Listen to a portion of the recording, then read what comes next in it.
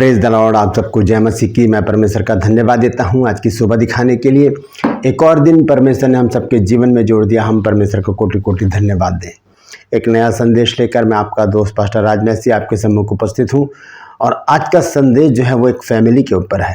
Family किसकी है? अय्यूब की। अय्यूब की एक गलती और सब कुछ तहस नहस। इस विषय पर आज बातचीत करेंगे क्योंकि हम जानते हैं अय्यूब के जीवन के बारे में। हम कई बार अय्यूब की पुस्तक पढ़ चुके हैं, सुन चुके हैं, इस पर प्रचार भी सुना है।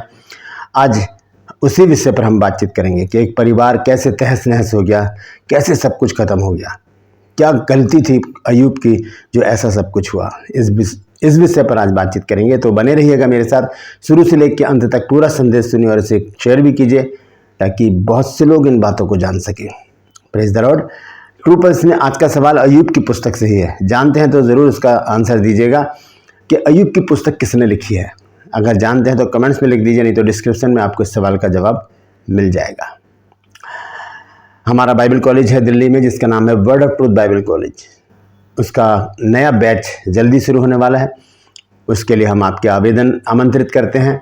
1 साल का कोर्स है, कॉरेस्पॉन्डेंस कोर्स है, पत्राचार कोर्स है और BBS कोर्स है, यानी कि बेसिक बाइबल स्टडी। आपके बेस को मजबूत करने के लिए बहुत महत्वपूर्ण है, क्योंकि अगर आप इस कोर्स को करेंगे तो आप एक अच्छे प्रचारक बन सकते हैं।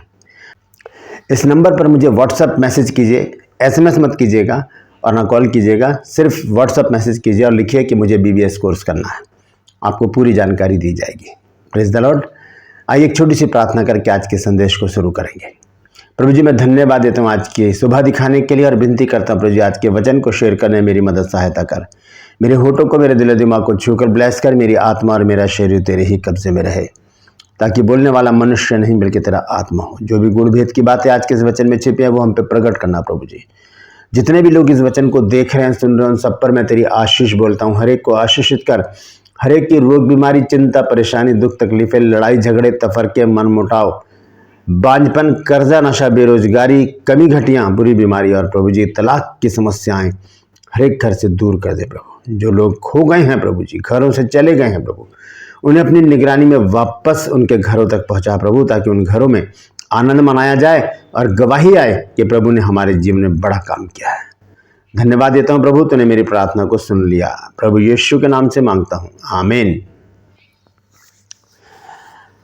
Praise the Lord. तो आइए आज के संदेश को शुरू करेंगे और आज का संदेश जो है वो अय्यूब की पुस्तक से है। हम देखेंगे अय्यूब की पुस्तक और उसका पहला अध्याय 1 से 5 पद तक हम पढ़ेंगे और इसी में हमें पता चल जाएगा कि अय्यूब ने ऐसी कौन सी गलती कर दी थी जिसकी वजह से ये सब कुछ हुआ। ये सारी घटनाएं एक साथ घटती चली गईं। हम देखेंगे अय्यूब की पुस्तक, उसका 1 अध्याय 1 से 5 तक मैं पढ़ूंगा। यहाँ लिखा है, ऊज देश में अय्यूब नाम एक पुरुष था। वह खरा और सीधा था और परमेश्वर का भय मानता था और बुराई से परे रहता था। देखिए 4 विशेषताएं इसमें अय्यूब की बताई गई हैं। पहली विशेषता क्या है? वो खरा है। दूसरी विशेषता वो सीधा है। तीसरी विशेषता है कि वो परमेश्वर का भय मानता है और बुराई से दूर रहता है। इतनी बड़ी बड़ी बातें उसके अंदर हैं, 4 बातें। फिर ऐसी क्या चूक हो गई अय्यूब से कि सब कुछ तहस नहस हो गया। इस विषय पर गौर करने की ज़रूरत है। ये मेरा प्रकाशन है, आपका प्रकाशन अलग हो सकता है, लेकिन फिर भी जो भी परमेश्वर ने मुझे बताया वो आज मैं आपके सामने रख रहा हूँ। हो सकता है कि इस संदेश से हमें कुछ शिक्षा मिले और हम भी सजग हो जाएं, हम अय्यूब वाली गलती ना करें। तो यहाँ पर आगे मैं पढ़ता हूँ 2 पद से। यहाँ लिखा है, उसके 7 बेटे और 3 बेटियां उत्पन्न हुई। 10 बच्चे थे अय्यूब के पास। ध्यान से सुनिएगा, 7 बेटे थे और 3 बेटियां थीं। और आगे लिखा है, फिर उसके 7,000 भेड़ बकरियां, 3,000 ऊंट, 500 जोड़ी बैल और 500 गधइयां और बहुत सी दास दासियां, वरन उसकी इतनी संपत्ति थी कि पूर्वियों में वह सबसे बड़ा था, यानी कि सबसे धनी अमीर व्यक्ति था वो। इतना सब कुछ था उसके पास। 10 संतान थी उसके पास।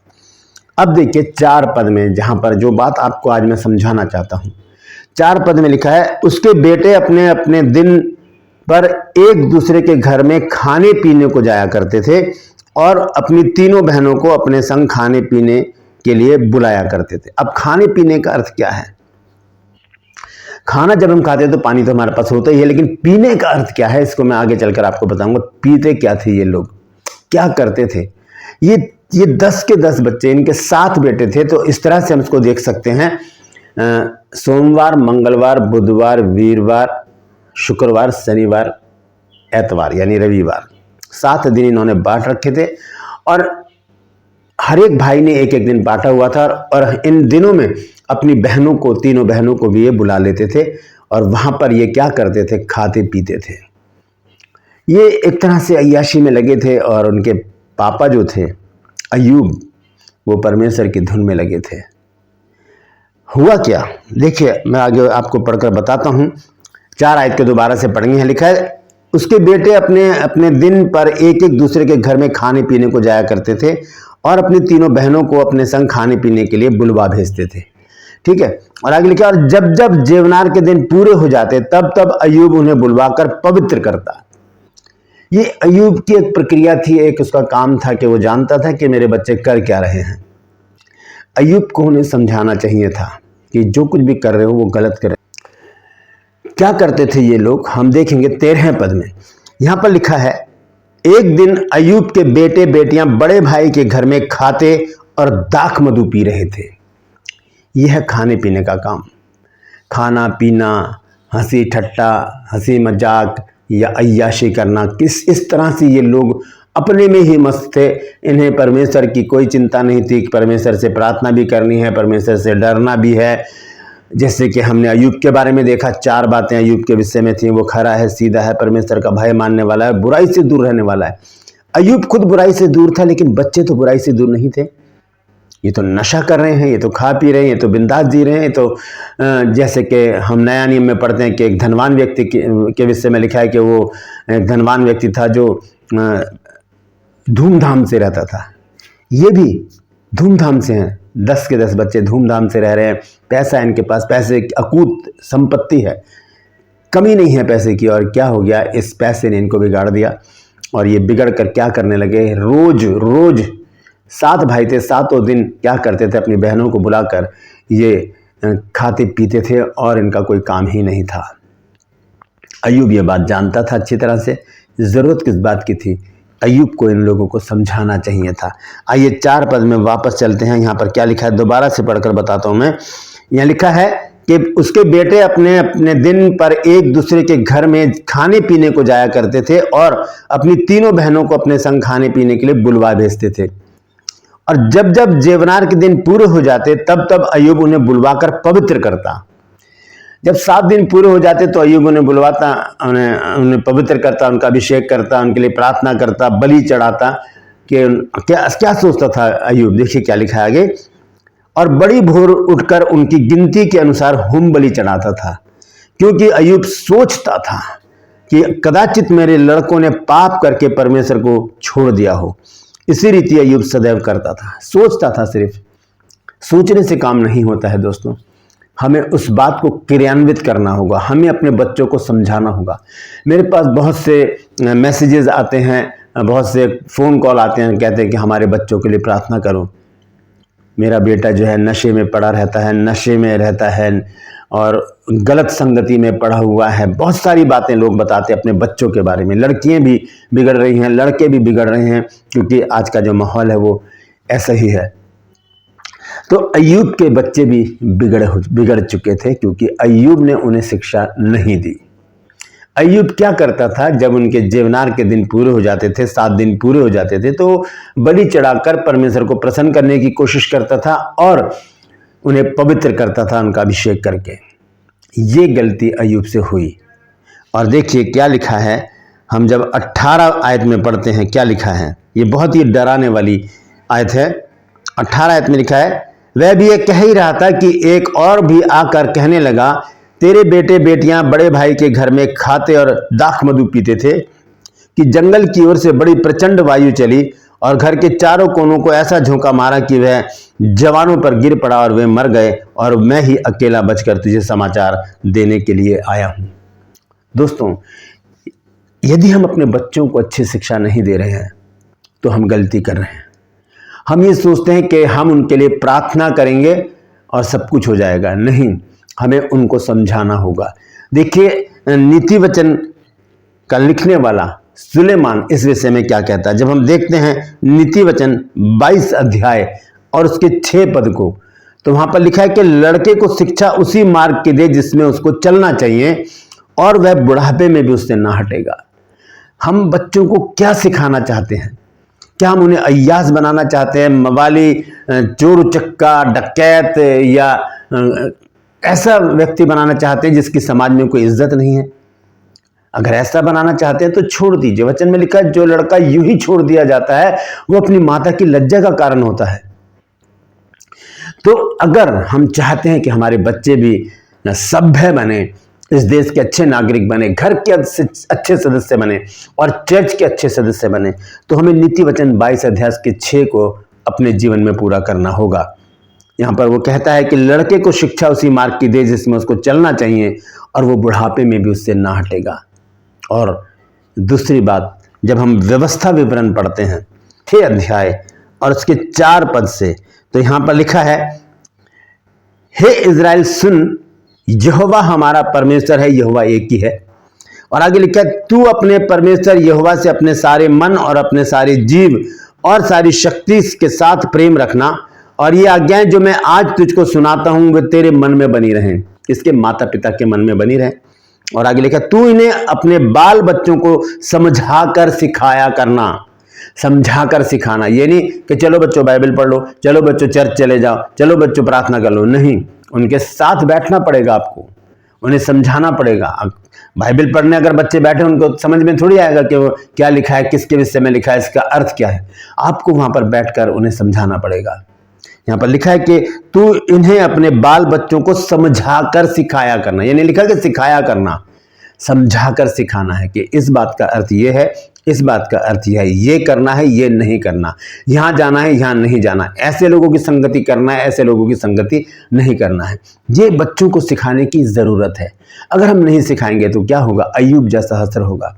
अय्यूब ने अपने बच्चों को नहीं सिखाया। अय्यूब खुद उनकी चिंता करता था, सोचता था कि कहीं मेरे बच्चों ने पाप तो नहीं कर दिया, और क्या करता था? उनके लिए बलियाँ चढ़ाकर उनके लिए क्षमा मांगता था और उनका अभिषेक करता था। यहाँ पर आगे परमेश्वर का वचन कहता है, व्यवस्था विवरण 6 अध्याय 7 पद को पढ़ रहा हूं मैं, और तू इन्हें अपने बाल बच्चों को समझाकर सिखाया करना, और घर में बैठे, मार्ग पर चलते, लेटते उठते इनकी चर्चा किया करना। परमेश्वर के वचन की सिखाना है अपने बच्चों को कि परमेश्वर का वचन हमारे लिए जीवन है। शैतान ने जब प्रभु यीशु मसीह से कहा कि लिखा है कि इन पत्थरों को तू रोटी बना सकता है परमेश्वर, तो कह दे कि ये रोटी बन जाए, तब यीशु मसीह ने क्या जवाब दिया था? यीशु मसीह ने कहा था कि मनुष्य हर एक उस वचन से जीवित रहता है जो परमेश्वर के मुख से निकलता है, और वो है परमेश्वर का वचन। परमेश्वर का वचन कहाँ पर है? हमारे पास जो बाइबल है उसके अंदर है, वो हमारा जीवन है। हम इन्हीं चीज़ों से बच्चों को दूर रखते हैं। चर्च भी जाते हैं तो अकेले चले जाते हैं, बच्चों को घर में छोड़ जाते हैं। बच्चे कुछ भी करें, पार्टी करें, घूमे फिरे, कहीं भी जाएं, ये गलत है। हमें बच्चों को अपने साथ लेकर जाना चाहिए। अगर हम चर्च जा रहे हैं या किसी मीटिंग में जा रहे हैं, उस समय हमारे घर में ताला होना चाहिए। तो यहाँ पर वो लिखता है कि 8 आयत में, और इन्हें अपने हाथ पर चिन्हानी करके बांधना, और ये तेरी आंखों के बीच टीके का काम दें। तो इस तरह से जब हम अपने बच्चों को शिक्षा देंगे तो हम अय्यूब जैसी गलती नहीं कर सकते। अय्यूब ने अपने बच्चों को नहीं सिखाया। अगर सिखाता तो शायद वो बच्चे बच जाते, जैसे कि उसकी पत्नी बच गई, बच्चे भी बच जाते, बाकी सब कुछ तहस नहस हो जाता है, क्योंकि वो एक परीक्षा थी अय्यूब की।